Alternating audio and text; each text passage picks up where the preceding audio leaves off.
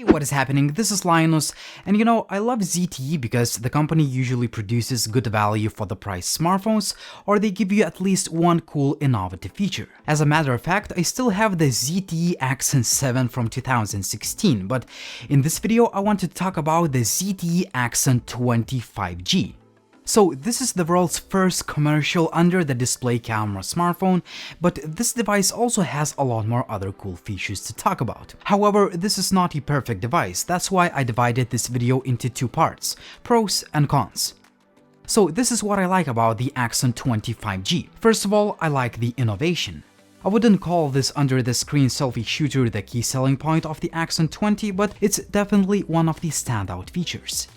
I never had a problem with camera cutouts or even small notches, but ZTE's implementation simply looks better and it shows the progress of technology in this field. It's not only the camera that's under the screen. ZTE also implemented an independent driver chip and integrated circuit to make all of this magic work. Well, you can still see a small square on top of the screen while the background is light, but when the background is dark, it's pretty much invisible, meaning that you get a truly full-screen experience. If you don't like the notchless display, you can hide the status bar in the settings menu. So how does this selfie shooter work? I would say that you can take just mediocre quality images in good lighting, and the images are definitely not the sharpest I've seen. The pictures are a bit fuzzy and the level of detail is quite low. In low light, the situation gets worse of course, so don't expect great results. Selfie portrait mode is a bit of a letdown. Edge detection is not accurate in pretty much all of the shots, but that has a lot to do with software, meaning that the quality could be improved with future software updates. 1080p selfie video quality is mediocre to say the least. Check it yourself. Because I mounted the device on a tripod. So this is how the video would look like if you wanted to make some content. As you can see, this under-display selfie camera is usable, but it is far from the best, but we still need to applaud ZTE for making the first smartphone with a camera implemented under the screen. I'll talk about still image and video quality using other cameras later in this review, so stay tuned. The display on this phone is just gorgeous. First of all, it is massive, measuring at 6.92 inches, meaning that if you love watching videos, you're definitely going to appreciate the size of the screen. Also, there is quite a bit of technology underneath this display. The size of the display wouldn't matter if it was of bad quality. Well, it's completely the opposite. The screen is one of the best in this price segment. It is 1080p+, which is completely fine because the panel is plenty sharp. Also, it has 10-bit screen with 1 billion colors, meaning that it is vibrant, color accurate, and is just beautiful to look at. Further, a 90Hz refresh rate makes the phone feel smooth. There's also under the display fingerprint reader that may not be the fastest out there, but it is pretty accurate. I found the face unlock feature to be reliable and fast, albeit there is a slight delay when you press the power key. I made quite a few calls to test out the call quality, as the earpiece is also implemented under the screen. The phone uses a piezo electric vibrator under the display, which is essentially a vibration motor that vibrates the display, which in turn produces sound. I can say that call quality is not the best compared to traditional earpieces, but it is still pretty good, as I could hear people on the other end clearly. The phone supports 5G, and I found connectivity and signal reception to be great in areas where 5G is available. Now let's talk about specs and performance. This phone has an upper mid-range class Snapdragon 765G chipset, and if you pair it up with a generous amount of RAM and storage and a 90Hz refresh rate display, you can expect pretty good overall performance. We have Android 10 out of the box, which is not the latest version of Android, but Mi Favor UI is packed with a lot of features. My favorites include the ability to customize always-on display and play with some gesture and motion controls. There are also quite a few other settings and little tweaks to play with. Overall, I wouldn't call Mi Favor UI my favorite user interface, but I still like it because of its clean look and smoothness while using the phone for the basic stuff. The phone performs well while gaming too. My favorite titles like Asphalt Extreme and Call of Duty run fine on the highest graphics settings, and even PUBG runs fine on HD graphics with no overheating issues. The design of the phone is quite nice. The model that I have ships with this faux leather finish, which is really nice to the touch, but I'm not sure about long-term durability of this device. My phone still looks pretty much new, but if you're concerned about long-term durability of this backplate, you can use the protective case that you can find in the retail packaging, which looks exactly the same as this backplate. Once you take the phone out of the box, you will immediately notice that the device is massive due to its large display. In fact, the Axon 20 makes my Galaxy S21 Ultra look compact, which is quite ridiculous.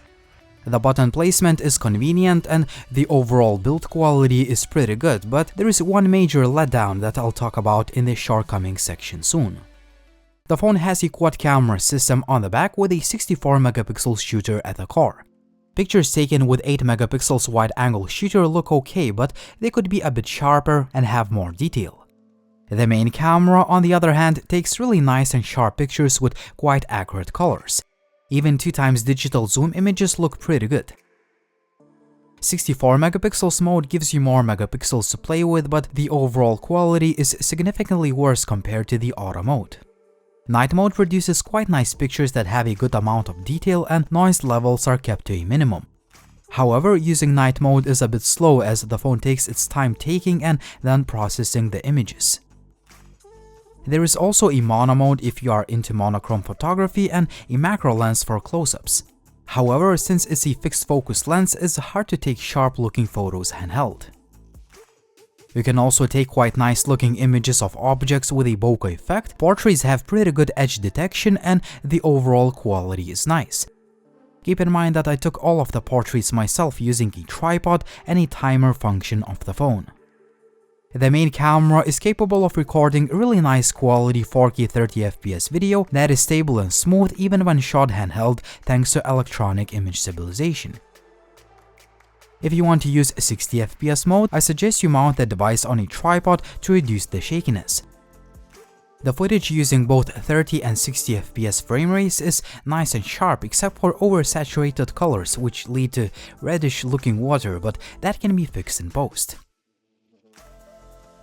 You can also record decent quality slow motion video from 120 up to 480 fps. I would personally stick to 120 fps for the best results. There is also the so-called vlog video mode that is a bit gimmicky, but I actually had a lot of fun shooting videos. This mode automatically mixes a few video clips with audio. Here are a few samples.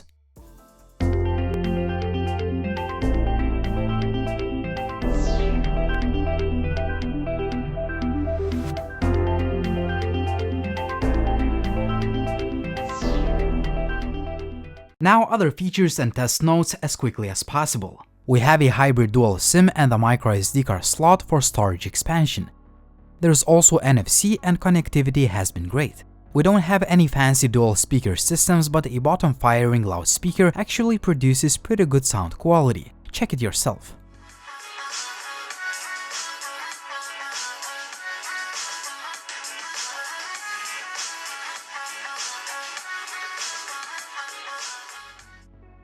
The battery life on this phone is quite good, yet not the best due to a relatively small 4220 mAh battery that has to power up a massive screen. My YouTube video playback at around 50% of screen brightness test score is over 13 hours, which is pretty good, but if you use the phone more intensively, you should expect to get about 5 to 6 hours of screen on time. Charging time is about 1 hour from 0 to full with a supplied 30 watts charging brick. Now I wanted to share a few shortcomings of the device. While the overall build quality of the phone is pretty good, the device uses a plastic frame. It doesn't make the phone look or feel cheap, but a metal rail would definitely have made Axon 20 feel more premium in the hand.